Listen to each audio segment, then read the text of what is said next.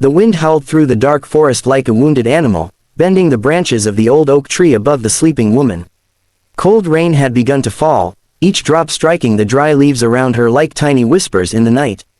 Emily Carter shivered violently. Her thin coat was soaked, and the damp earth beneath her had already stolen the last warmth from her exhausted body.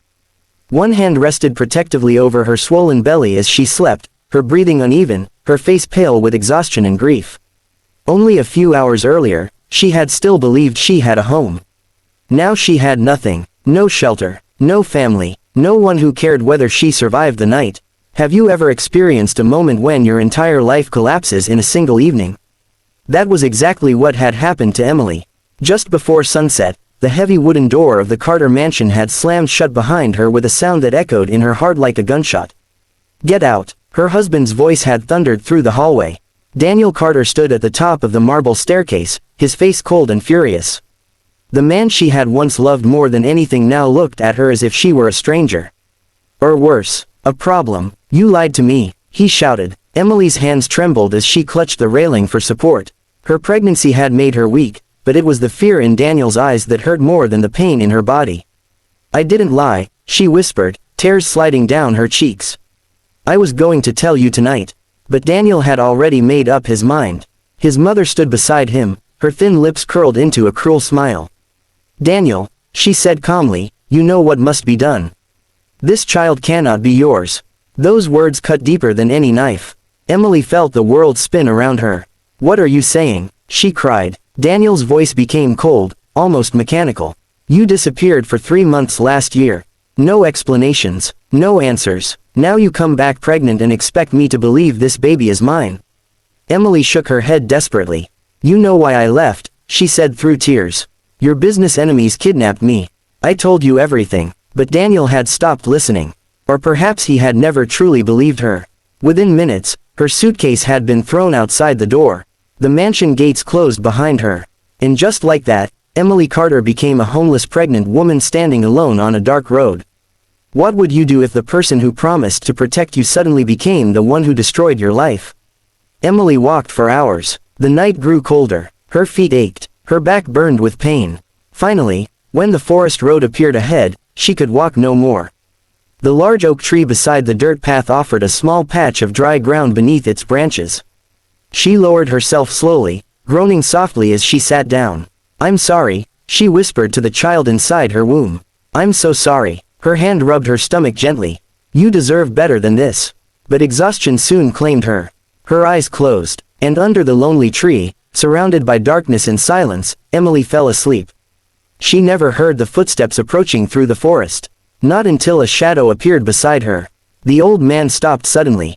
His long gray beard moved slightly in the cold wind, and his worn cloak brushed against the wet grass as he stared at the sleeping woman beneath the tree. At first, he had only intended to pass quietly. The hermit who lived deep in these woods avoided people whenever possible. Human lives were complicated, messy, painful, but something made him stop. Perhaps it was the sight of her trembling body. Perhaps it was the faint whisper of her voice as she murmured in her sleep. Or perhaps it was something else entirely. The old man stepped closer. Then he saw her face clearly. And suddenly, the color drained from his face. His hands began to shake. "No," he whispered. His pale eyes widened with disbelief as he stared at the woman sleeping beneath the tree. "It can't be." He leaned closer, his breathing suddenly heavy. For nearly 20 years he had believed that memory belonged to the past. Buried, forgotten. But the woman lying before him carried the same eyes. The same face. The same fragile expression he had once seen long ago. And then his gaze slowly moved to her stomach. The child. The unborn child inside her. That was the moment his heart began to pound violently. Because the truth forming in his mind was impossible. Terrifying. And if it was real, then this woman sleeping beneath the tree was not just a stranger. She was connected to a secret that could destroy everything. The hermit staggered backward, his face pale with shock. "What have they done to you?" he whispered. Emily stirred slightly in her sleep. Her hand moved protectively over her stomach again. And for the first time in 20 years, the hermit felt something he thought he had buried forever. Fear. Deep, terrible fear. Can you imagine discovering a secret that changes the meaning of someone's entire life? The old man knew he had only two choices. He could walk away, pretend he had never seen her. Or he could reveal the truth that had been hidden for decades. But if he did, the consequences would be devastating. The wind howled louder through the trees as the hermit stood frozen in the darkness, staring at the sleeping pregnant woman. And slowly, painfully, he realized something that made his heart sink. Emily Carter had no idea who she really was. And the child she carried was about to change everything. The wind grew stronger as the old hermit stood beneath the tree, staring at the sleeping woman as if he had just seen a ghost from another life. For a long moment he didn't move. Rain continued to fall softly through the branches above them, dripping slowly onto the leaves around Emily's exhausted body. Her breathing was shallow, and every few seconds she trembled from the cold. The hermit's hands shook. After all these years, he murmured quietly to himself. His name was Victor Hale, though the world had long forgotten it. For 20 years he had lived alone in the mountains, far from cities, far from people, far from the painful memories that had once destroyed his life. He had become a man of silence, a man of shadows, a man who had sworn never to involve himself in the lives of others again. But now fate had placed someone in front of him that he could not ignore. Slowly, he stepped closer. Emily stirred again, her eyes opening slightly as she felt a presence beside her. Fear flashed across her face as she saw the tall figure standing over her. She gasped and tried to sit up, but pain shot through her body. "Please, don't hurt me," she whispered weakly. Victor immediately raised his hands to show he meant no harm. "I won't hurt you," he said gently. "You're freezing. You can't stay here." Emily looked at him carefully.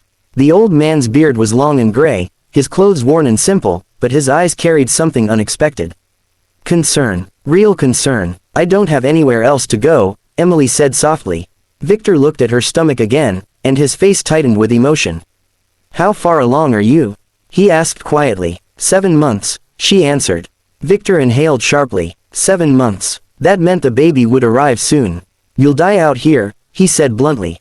"Both of you will." Emily looked away. For a moment, the strong woman she once was disappeared, replaced by someone broken and lost. "Maybe that wouldn't be so bad," she whispered. Victor's expression hardened. "Don't say that," he said firmly. Emily's eyes filled with tears. "My husband threw me out tonight," she said. "He thinks this baby isn't his." Victor watched her carefully. "And is he right?" he asked. Emily looked directly into his eyes. "No." The certainty in her voice was undeniable. Victor studied her face, searching for any sign of deception. But all he saw was pain. Deep, honest pain. He nodded slowly. "Then come with me," he said. Emily blinked in surprise. "What?" "My cabin is not far from here," Victor explained. "It's small, but it's warm. You can rest there tonight." Emily hesitated. The world had already betrayed her once that evening. Trusting a stranger in the middle of the forest felt terrifying. But her body was too weak to argue. And something about the old man felt strangely safe. Victor helped her stand carefully. Every step she took looked painful, but she refused to complain. They walked slowly through the dark forest for nearly 15 minutes until a small wooden cabin appeared between the trees. Smoke rose gently from the chimney. Inside, the cabin was simple but warm. A fire burned quietly in the stone fireplace, filling the room with soft golden light. Victor placed a blanket around Emily's shoulders and guided her to a chair. "Sit," he said. Emily lowered herself slowly, sighing with relief as warmth returned to her frozen hands. Victor placed a kettle over the fire and prepared hot tea. For several minutes neither of them spoke. But Victor could not stop looking at her. The shape of her face. The curve of her eyes. Every detail reminded him of someone he once knew. Someone he had lost forever. Finally Emily noticed. "Why do you keep looking at me